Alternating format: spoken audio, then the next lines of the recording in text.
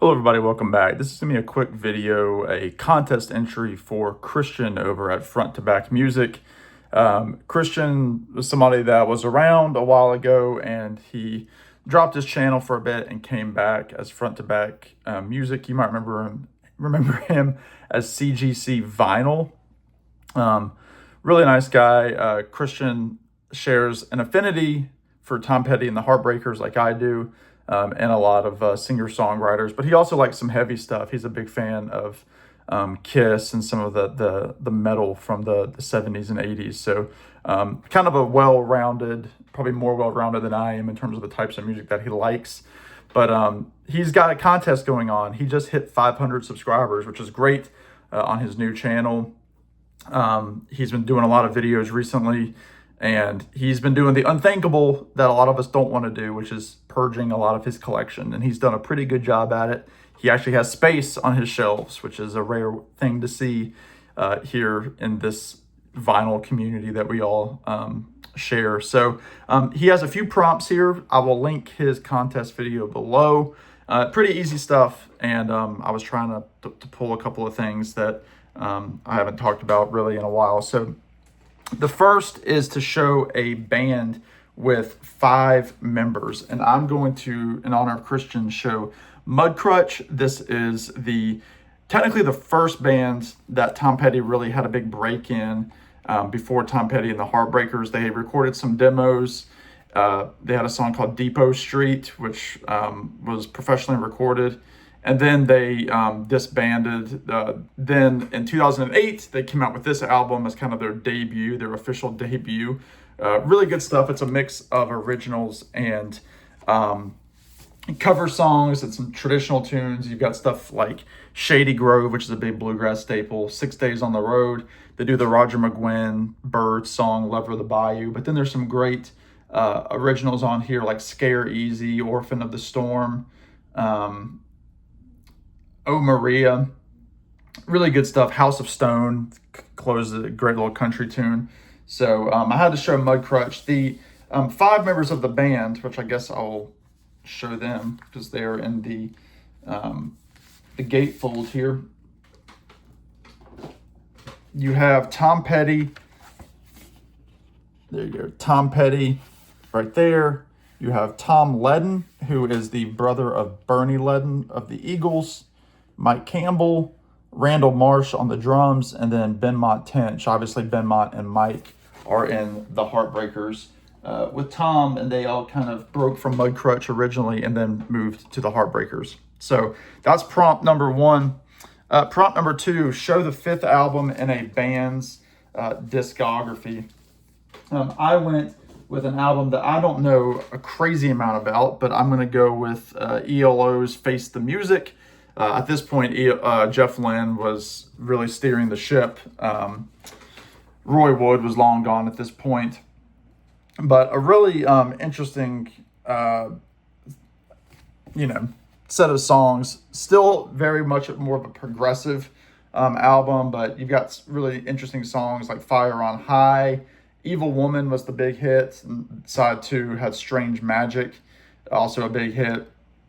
Really, really good stuff. Again, it still kind of teeters on that pop and prog kind of world, but Jeff Lynne right there is definitely the genius mastermind behind the Electric Light Orchestra. And I was fortunate to have seen Jeff a couple years ago in Atlanta on what would end up being his final tour. Next, show a album that you like to crank in the car. I had to think for a second. I didn't write down the prompts. This is one of my favorite groups. I just did a video on them not too long ago. The Wild Feathers, who I've talked about ad nauseum on this channel. Great kind of harmony rock stuff. They have big influences from Tom Petty, the band. Nice harmony group. 3 lead vocalists with Ricky Young, Joel King, and Taylor Burns. Their drummer Ben Dumas. This was their 3rd album called Greetings from the Neon Frontier. Possibly my favorite of theirs. It switches from time to time, but check out the song Quitting Time on here. Just a fantastic rockin' tune. Also, the song "Stand By You" sounds like it could have been something from the '70s, like a Linda Ronstadt tune. Um, Every Morning I Quit Drinking is kind of a cosmic country, um, kind of cowboy song. Really, really cool. This thing rocks. So, The Wild Feathers, Greetings from the Neon Frontier. Next, he wants us to show a band's best and worst album. Now, obviously, this is subjective, but I'm going to go with the Byrds, and this is their album, Sweetheart of the Rodeo. This is when the Byrds really made a plunge into country music, even though they had really had a big country element to their band really from early on, especially with Chris Hillman being a bluegrass musician before the Byrds, and then McGuinn being a folkie.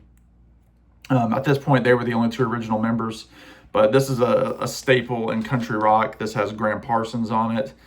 It's got the great tune, You Ain't Going Nowhere, Hickory Wind, Nothing Was Delivered, the Bob Dylan song, You're Still on My Mind, the Merle Haggard tune. Really, really solid. I love Sweetheart of the Rodeo. I never get tired of it. And then their worst, and again, I don't think they have necessarily a stinker album. Like, there's not one that I just despise. But this is one that's often voted as the worst. This was the reunion album. And I think, especially at the time, it was really hyped up that the 5 original members of the Byrds were getting back together. So you had Gene Clark, David Crosby, Roger McGuinn, Chris Hillman, and Michael Clark on here. But what it ends up being is like every one of the artists, every one of the guys kind of throws together their secondary songs, because at this point they were all doing their solo stuff. You had Crosby was with Crosby, Stills, and Nash. Gene Clark was doing his stuff with his solo stuff, as well as Dillard and Clark. McGuinn was the only one that really hadn't fully jumped into a solo career yet, but he was about to. And then Chris and Michael were part of the Flying Burrito Brothers. Chris Hillman was playing with Manassas with Stephen Stills. So they were all doing their own thing, but still good, still a good country rock album, but it's not at the top of the list. And then lastly, he wants us to show an album that we have multiple copies of. Now, I was going to show Pet Sounds, but I feel like everybody's always tired of seeing Pet Sounds, especially as of this year when we got the vinyl file reissue as well as the DSS, the one step. So I think on vinyl for that, I have 4 copies, and then I have a CD copy, and then a session CD. So I wasn't going to show that, so I decided instead to show the Monkees. And I know Christian is a big Monkees fan, so I'm going to go with the Monkees album Headquarters. This is their 3rd album. This was the first album where the Monkees really had some control over their music. They're playing most of the instruments on here. Michael Nesmith especially was kind of coming into his own as a songwriter for the band. And it's a really just good garage rock album. A lot of people think of it as the best.